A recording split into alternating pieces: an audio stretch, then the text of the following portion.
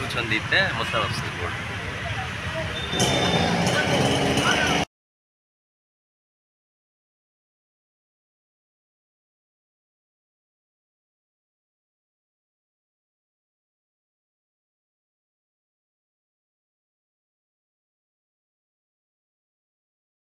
నేను ఇల్లందులో సింగరేణి కాలనీస్లో పనిచేసి గత 35 సంవత్సరాలు ఉద్యోగం చేసి రిటైర్మెంట్ అయిన సందర్భంలో నాకు కొద్దిగా ఆర్థిక ఇబ్బందులు వచ్చినందున దానికి నేను స్టేట్ బ్యాంక్ వాళ్ళ దగ్గరికి కూడా పోయాను.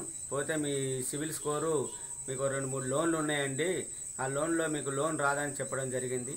దాని సందర్భంగా నేను డైరెక్ట్ ఒక రిలయన్స్ వాళ్ళు ఒక లింకు పెట్టారు, ఆ లింకును కూడా ఓపెన్ చేశాను. నేను ఓపెన్ చేసిన 3 రోజుల తర్వాత మీకు 3 లక్షల రూపాయలు మీకు ఓకే అయినాయి సార్ అని నాకు పొద్దున్నే ఉదయం 9 గంటలకు ఫోన్ చేశారు. ఓకే అయితే చెయ్యండి అన్న తర్వాత మీది రిలయన్స్ బాండ్ కూడా మీకు పెడుతున్నాము, ఆ బాండ్లో కూడా చూసుకోండి, 5,535 రూపాయలు కట్టండి ఇమీడియట్లీ, కడితే మీకు లోన్ అప్రూవల్ అయిపోయిందండి, అప్రూవల్ చేశాము, 3 లక్షల రూపాయలు అప్రూవల్ చేయడం జరిగిందని చెప్పడం జరిగింది.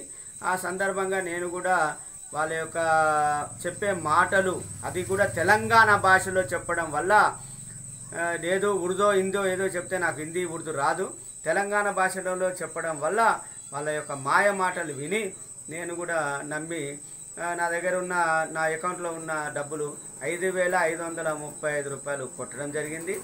దాని తర్వాత ఒక 20 నిమిషాల తర్వాత నాకు ఫోన్ చేసి, అలా కాదండి ఓకే అప్రూవల్ అయింది కానీ ఒక 13,000 చిల్లర కొట్టండి మీ డబ్బులు, కొడితే అయిపోద్ది అంటే నా దగ్గర డబ్బులు లేవయ్యా, అమౌంట్ బ్లాక్ అయింది నాది, నేను వేరే వాళ్ళకు ఒక డబ్బులు కొట్టాలి, ఆ డబ్బులు లేవు నా అని చెప్పిన తర్వాత కూడా సార్ ఉమా శంకర్ కుమార్ అనే వ్యక్తి, తర్వాత రాజు అనే వ్యక్తి, వీళ్ళు మాయ మాటలు చెప్తూ నాకు మోసపూరితంగా చెప్పడం జరిగింది.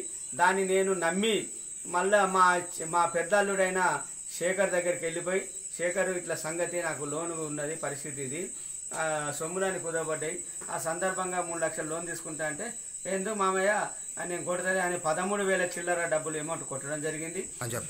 13,000 చిల్లర కొట్టిన తర్వాత మళ్ళీ ఇంకో అమౌంట్ కొట్టాలని చెప్పడం జరిగింది. దానికి ఎందుకో డౌట్ వచ్చి ఆ అమౌంట్ కూడా కొట్టడం జరిగింది. డౌట్ వచ్చిన తర్వాత మళ్ళీ 19,000 చిల్లర కొట్టండి, మీ లోన్ అప్రూవల్ అయిపోయింది, మీరు ఏం చేసేది లేదు, మీది అయిపోయిందని పూర్తిగా చెప్పడం జరిగింది.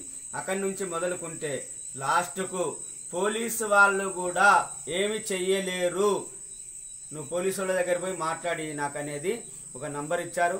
ఆ నంబర్ కూడా నేను అన్ని ఎవిడెన్సులతో సహా అన్ని పెట్టుకున్నాను.